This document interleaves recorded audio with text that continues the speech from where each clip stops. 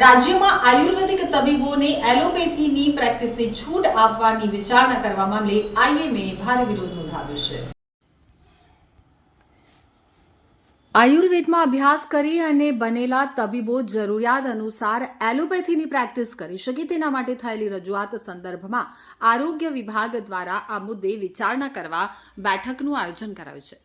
તો તાજેતરમાં જ અમદાવાદના એક અરજદાર દ્વારા આરોગ્ય વિભાગ સમક્ષ એવી અરજી કરવામાં આવી હતી, જેમાં આયુર્વેદમાં અભ્યાસ કરી બનેલા તબીબોને જરૂરિયાત અનુસાર એલોપેથીની પ્રેક્ટિસ કરી શકે તે માટે વિચારણા થવી જોઈએ, જેના સંદર્ભમાં આરોગ્ય પરિવાર કલ્યાણ વિભાગના અગ્ર સચિવ દ્વારા આગામી 3 જાન્યુઆરીના એક બેઠકનું આયોજન કરાયું છે। આ બેઠકમાં અરજદારને પણ ઉપસ્થિત રહેવાની સૂચના આપવામાં આવી છે।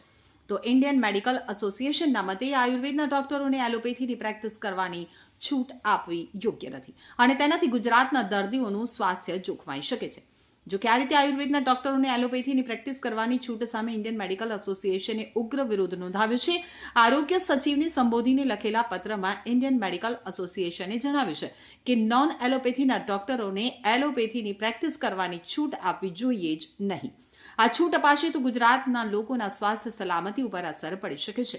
એવા અનેક કિસ્સા સામે આવ્યા છે, જેમાં એલોપેથીની પૂરતી તાલીમ વિના તેની દવા આપનારા ડોક્ટરોથી જે જોખમ સર્જાયું છે અને ઘણા કિસ્સામાં દર્દીઓના જીવન ઉપર પણ સંકટ ઊભું થયું છે।